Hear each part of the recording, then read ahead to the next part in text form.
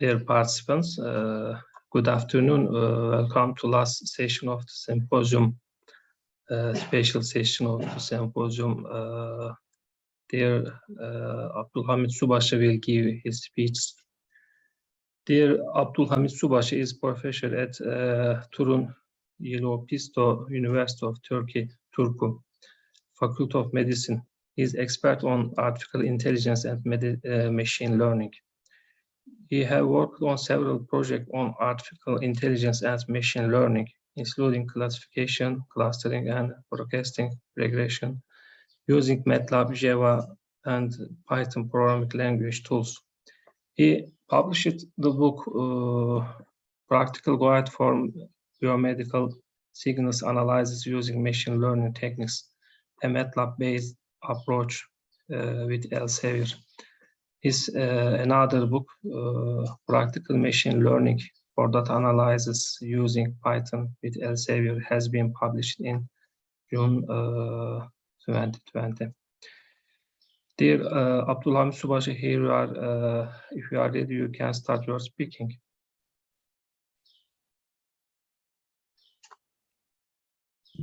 Yeah, okay, thank you so much for introducing me. Good afternoon, everyone. Let me share my screen first of all, and then give my presentation.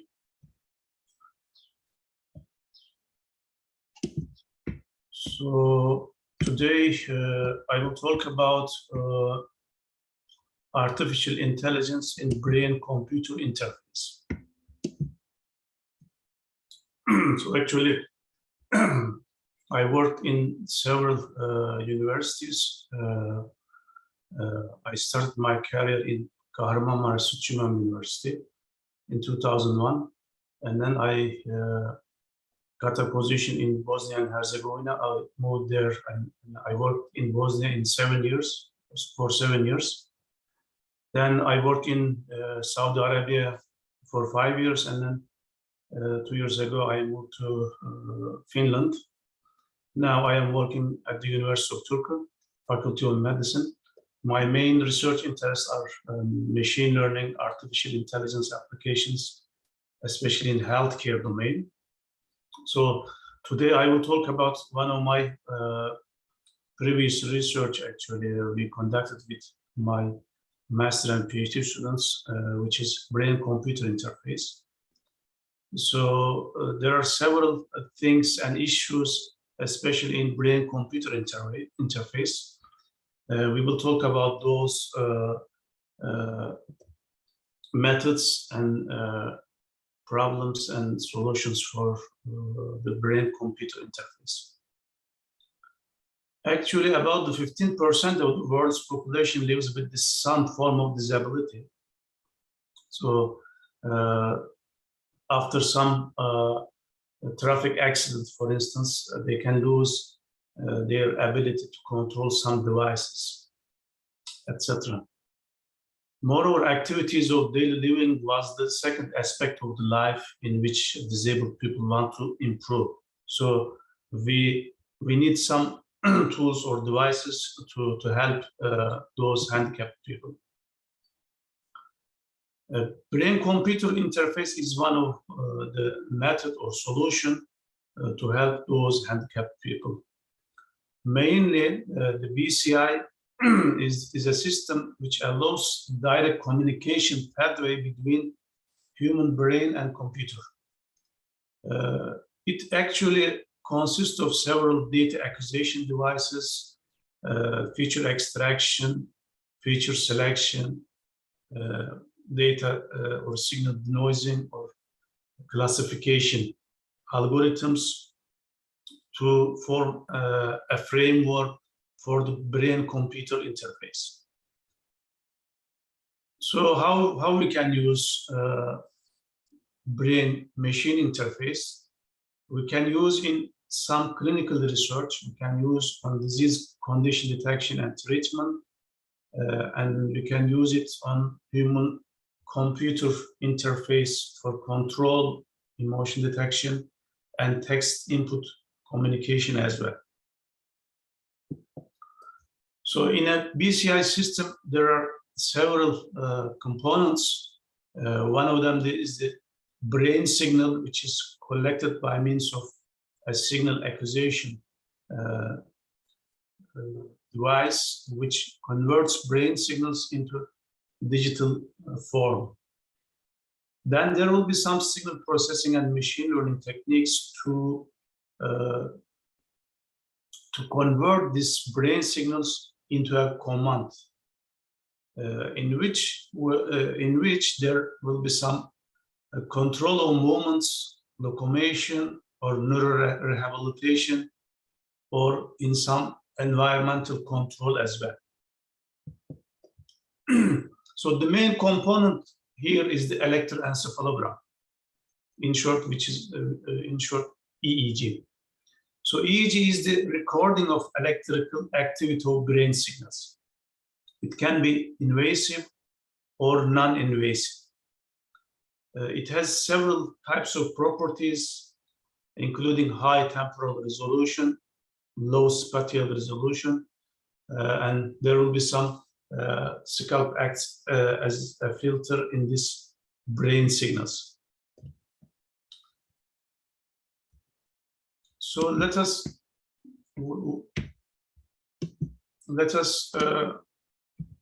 look at this video first and see what and how it works.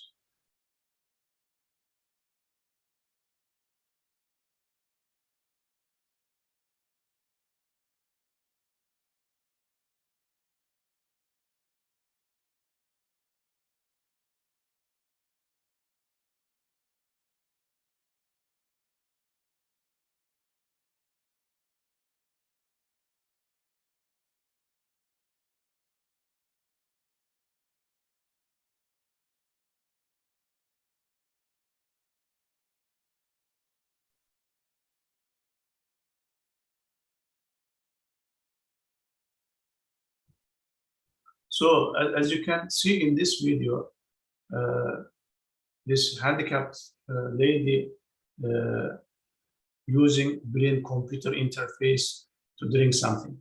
So as you can see, it is a kind of help to those handicapped people. Actually, there are many other motivations in this case, such as lack of independence in disabled people, high risk and cost of fixing the underlying issue medically. So the main solution is the EEG-based brain-computer interface. So in a proposed framework, there are several components which gives you a better control of the devices, whatever it is, with an improved accuracy by means of ensemble machine learning models.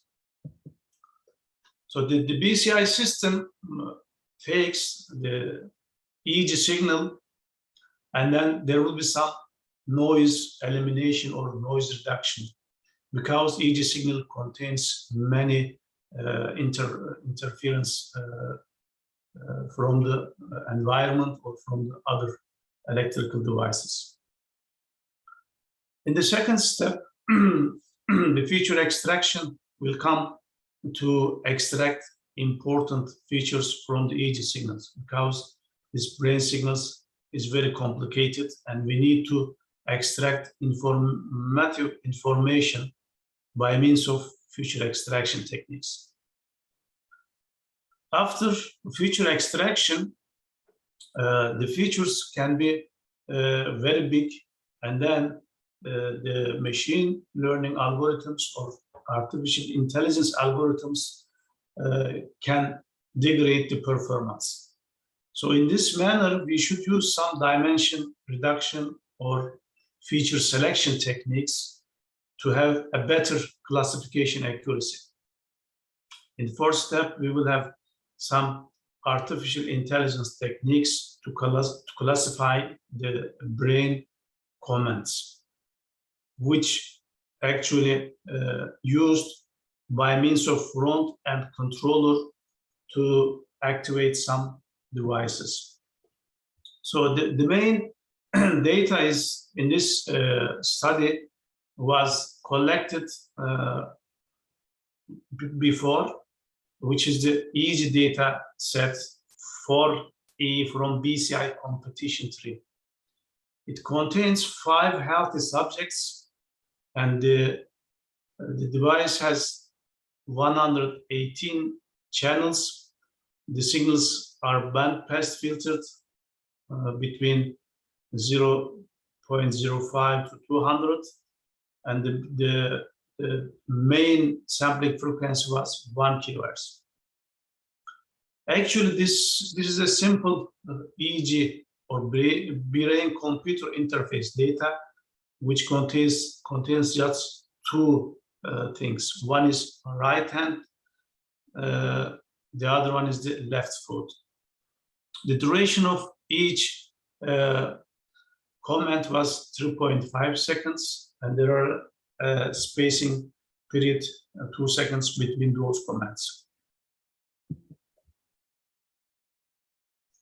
So in this study, we used an effective multi-scale principal component analysis for denoising or noise reduction. Actually, since EEG contains several environmental noise and other types of noise, we should first denoise the signal. So as you can see here, we will have a good shape of original signal. In the feature extraction, we used well-known wavelet packet decomposition. Actually, there are several wavelet-based signal decomposition tools. The mostly used one is the discrete wavelet transform. But we have realized that the discrete wavelet transform is not did not achieve actually good performance. So we used wavelet packet decomposition, which gives a better accuracy than the simple discrete wavelet transform. The wavelet packet decomposition decomposes the signal with approximations and details. So as a result, wavelet packet decomposition provides a better frequency solution for the decomposed signal compared to discrete wavelet transform. The advantage of the wavelet packet decomposition is to combine the different levels of decomposition. So here is the main signal, EEG signal.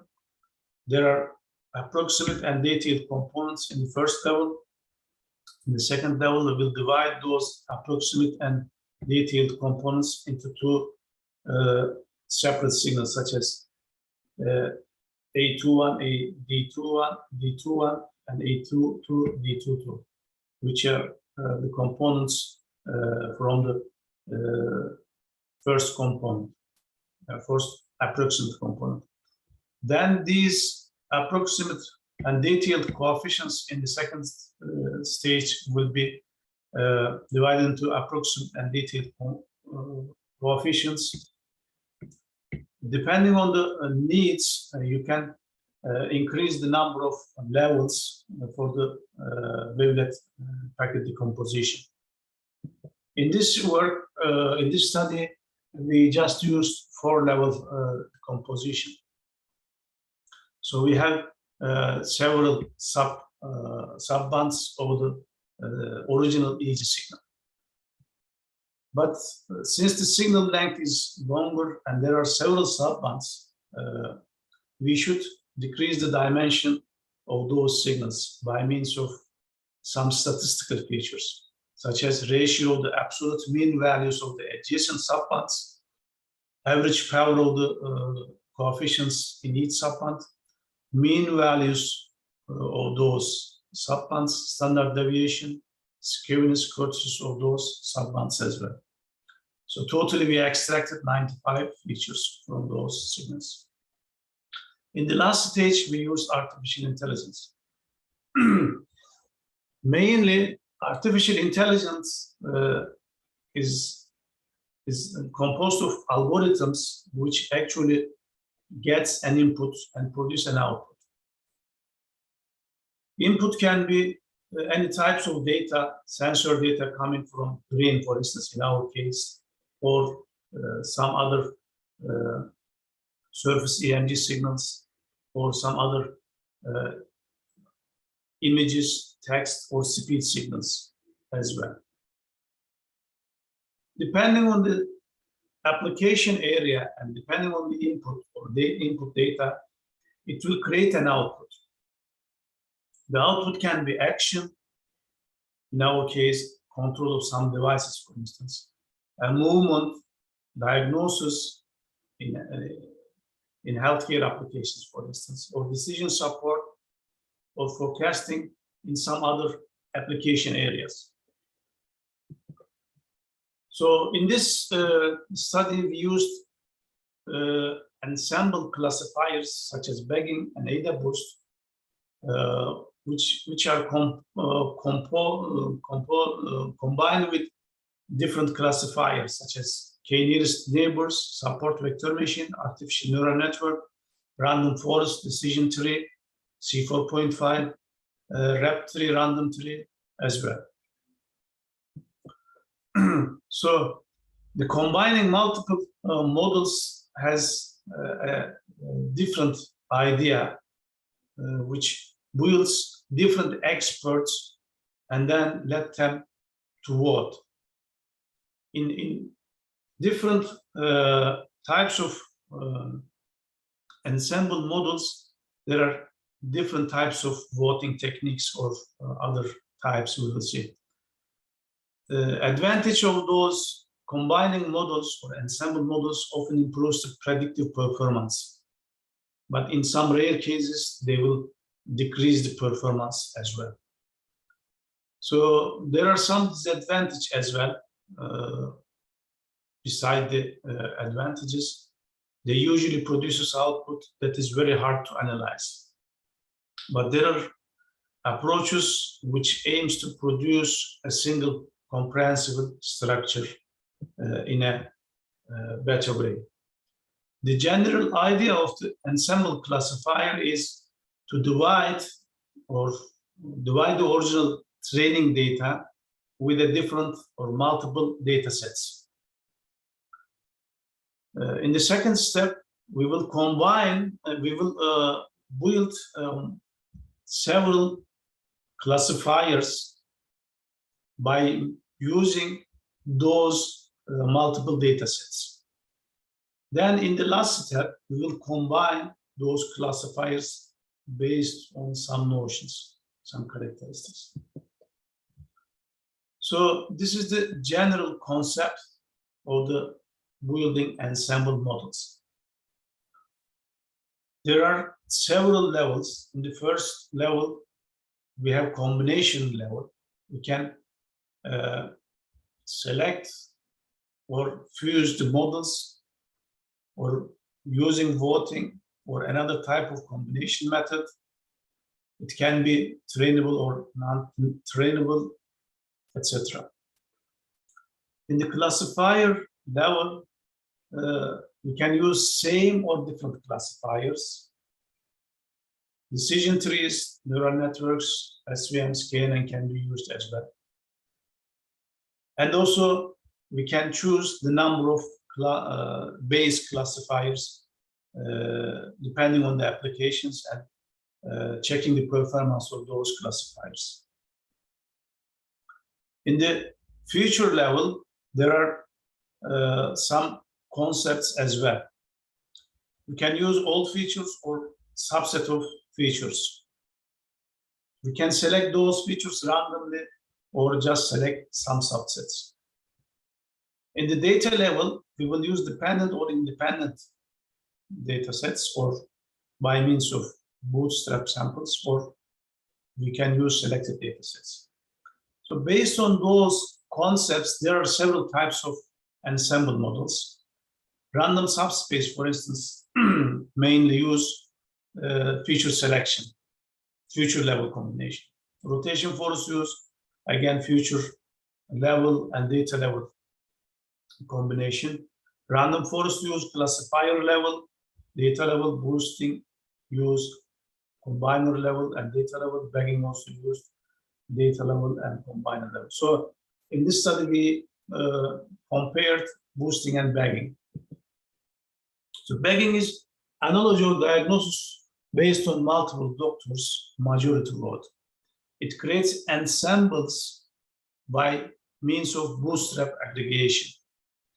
So bootstrap means draw n items from X with a replacement. Each bootstrap samples will on average contain 63.2% of unique training examples. In bagging, we can train M learners on N bootstrap samples, and then we will combine outputs by means of majority voting. And then it decreases error by decreasing the variance of the results due to unstable learners, such as especially those decision tree and neural networks are called as unstable or weak learners, whose outputs can change dramatically when the training data is slightly changed. So it improves overall accuracy by decreasing the variance. It does not overfit, whereas boosting sometimes may overfit, but may be more conservative overall accuracy and performance. So we have original data, we have bootstrap samples, such as this one, or this one. So these are the bootstrap samples created from the original data, and combine prediction by majority voting after training those models. In boosting, we have analogy, consult several doctors based on combination of weighted diagnosis. Actually, weight assigned based on the previous diagnosis accuracy means the let us say, experience of doctors or their results. It is originally developed to guarantee the performance improvements on fitting training data for a weak learners. It is a practical algorithm for building ensembles that empirically improves generalization performance. In each iteration, a new hypothesis is learned and then examples are reweighted to focus the system on examples. Here are some key insights of boosting. Instead of sampling, as in bagging, reweigh examples. Examples are given weights. At each iteration, new hypothesis is learned, which is weak learner actually. And the examples are reweighted to focus the system on examples which are most recently learned classifier cut wrong. So it is an iterative process during the learning. Then in the final classification, weighted vote of the weak classifiers are used on this. So in each boosting rounds, we have models, for instance, which gives a better accuracy. So in the second stage, we will decrease the weight of those models and increase the others. And again, check and create another model, and then it continues like this. At the end, we will have a strong voting mechanism. So ADA boost is a kind of boosting algorithm. We will increase the accuracy by means of ADA boost as well. So we have some results here. We have several classifiers on the left-hand side, and we have accuracy of measure and area under drag curve based on the bagging and ADA boost ensemble classifiers. As you can see from these tables, the maximum accuracy achieved by ADA boost which is 94.57, and the bagging achieved 92.43. SVM achieved around 86-89% accuracy, and ANN and random forest around 98-95% accuracy. The other three classifiers, C4.5, REP3, random tree, achieved a lower classification accuracy, as you can see here. So the KNN achieved the best classification accuracy with both ensemble model. AdaBoost is the AdaBoost with KNN achieved the best one. Bagging is the second with KNN. SVM is the again achieved a reasonable accuracy, but which is around 10% lower than KNN. ANN and random forest has similar results. Random tree, C4.5, REP3 has the lowest accuracy. So if you look at the ensemble classification performance, actually AdaBoost achieved better accuracy than bagging in the brain-computer interfacing. Actually, KNN classifier is achieved good accuracy, which is one of the most suitable classifier for brain-computer interface. In one of our beginning studies, we have seen that KNN is the best classifier for the among the single classifiers in brain-computer interface. So we can use a simple front-end controller with actuators to move robotic arm, turn on light, etc. By means of BCI commands coming from the brain. Here are some conclusions. BCI system using EEG signals of two motor patterns were considered in this study. Best results were composed of smart combination of KNN classifier with wavelet packet decomposition and with multi-scale PCA denoising. The maximum accuracy achieved 94.57. The system is able to classify two different types of motor imagery commands by means of EEG signals with a good classification accuracy. Ensembles have been used to improve the generalization accuracy of the classifiers. On average, AdaBoost is better than bagging. Ensemble models actually have some problems, which is high computational complexity. Moreover, with my experience, we can also analyze in previous studies that this study is actually subject-independent study. But in previous studies, we also checked the subject-dependent cases as well. So in subject-dependent cases, the variations of those classification accuracy between 60% to 99%. So another issue beside those techniques that we used for feature extraction, noising, or classification, whatever it is, the main effect is the person himself or herself. So if the person is trained well and it can use his or her brain in a better way to create a good motor imagery BCI commands, then it can be achieved in a way that the performance can be almost 100%. Thank you so much. Any questions? Thank you for your presentation. There are participants. Do you have any question about this study?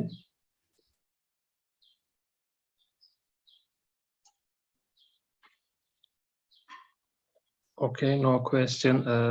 Dear Abdulhamit Subasi, thank you again for your very valuable information you have provided. I wish you continued success in your career. Thank you. Thank you so much for listening me. Once more, thank you for inviting me. Have a good day to all of you. Thank you. Okay, thank you again.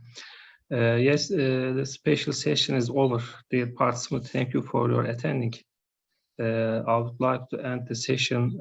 I suggest you to attend next session, which will start shortly at 2:30. See you in next session. Goodbye.